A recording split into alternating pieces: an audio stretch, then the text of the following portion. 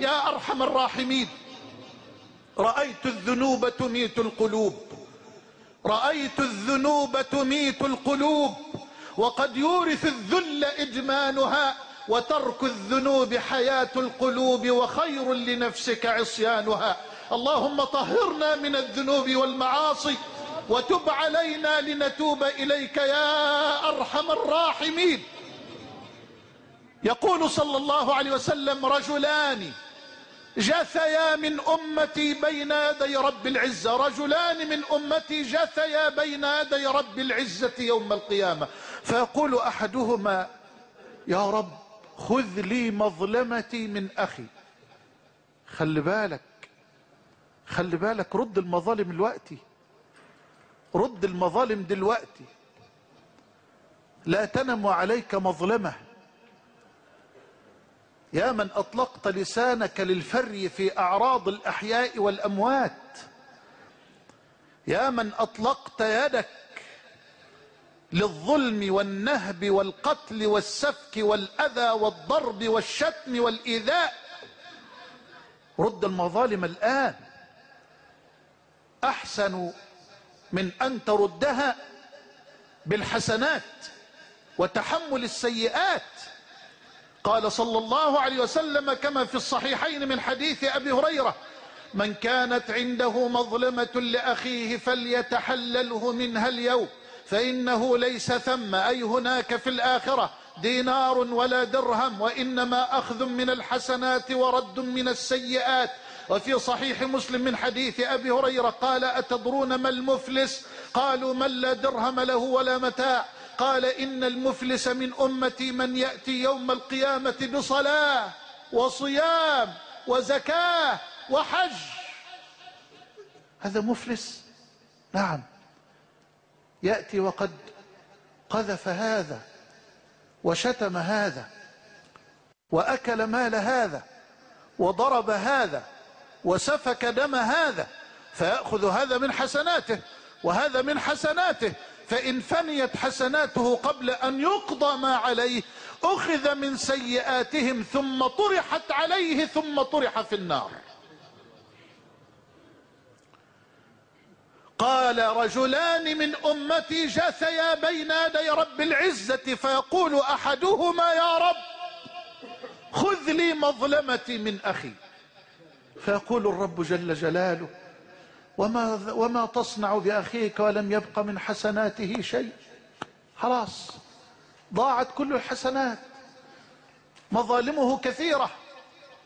وماذا تصنع بأخيك ولم يبق من حسناته شيء؟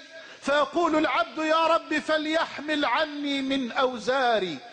وهنا فاضت عينا رسول الله صلى الله عليه وسلم وقال: إن ذاك اليوم عظيم يحتاج الناس أن يحمل عنهم من أوزارهم.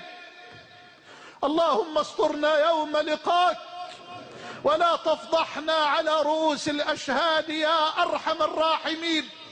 إن ذاك اليوم عظيم يحتاج الناس أن يحمل عنهم من أوزارهم. ألم تقرأ: يوم يفر المرء من أخيه وأمه وأبيه وصاحبته وبنيه لكل امرئ منهم يومئذ شأن يغنيه.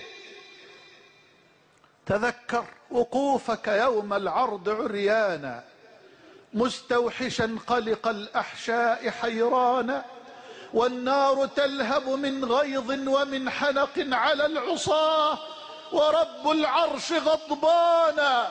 اقرأ كتابك يا عبد على مهل، فهل ترى فيه حرفا غير ما كان؟ فلما قرأت ولم تنكر قراءته وأقررت إقرار من عرف الأشياء عرفانا، نادى الجليل: خذوه يا ملائكتي وامضوا بعبد عصى للنار عطشانا. المشركون غدا في النار يلتهبوا، والموحدون بدار الخلد سكانا. اللهم اختم لنا بالتوحيد والإيمان يا أرحم الراحمين. قال: إن ذاك اليوم عظيم يحتاج الناس أن يحمل عنهم من أوزارهم. اسمع، يقول صلى الله عليه وسلم: فيقول الرب جل جلاله للعبد: ارفع بصرك وانظر إلى الجنان. فيرفع العبد بصره فيقول: يا رب أرى قصورا من ذهب، أرى قصورا من ذهب مكللة باللؤلؤ. لأي نبي هذا؟ ولأي صديق ولأي شهيد؟ فيقول ربنا للعبد: هذا لمن أعطى الثمن. فيقول العبد: ومن يملك الثمن؟ فيقول الله: أنت تملكه. فيقول العبد: بماذا يا رب؟ فيقول الرب: بعفوك عن أخيك، بعفوك عن أخيك. يا أخي اعفو، يا أخي اعفو، أنت مش ملك يا أخي، لست ملكا مقربا ولست نبيا مرسلا. يا من تصر على الكبر والعناد، بيتك من زجاج رقراق، لا تقذف خلق الله بالطوب والحجارة. اعف عن أخيك، فمن عفا وأصلح فأجره على الله. لما هذا التعنت من كل فصيل؟ لما هذا التعنت من كل جماعة؟ لما هذا التعنت من كل فريق؟ لما هذا التعنت بيننا وبين إخواننا؟ ليه بتكبر عليك؟ وليه بتكبر علي؟ مش عاوز تعفو عني ليه؟ وانا مش عاوز اعفو عنك ليه؟ ليه؟ هل صرنا آلهة؟ هل صرنا نعبد أنفسنا بين جوانبنا ونحن لا ندري؟ يا أخي لا تستكثر علي هذا. ربي جل جلاله يقول: أفرأيت من اتخذ إلهه هواه، صار الهوى إلها يعبد عند الكثيرين. رأيي أنا الحق والصواب، وكأن رأيي صار قرآنا منزلا من عند الله جل وعلا. يا أخي فهمك ليس وحيا، وفهمي للنصين القرآني والنبوي ليس وحيا لألزمك به. فإن خالفتك في فهمك لنص تتهمني بأنني بعت ديني. هذا سفه.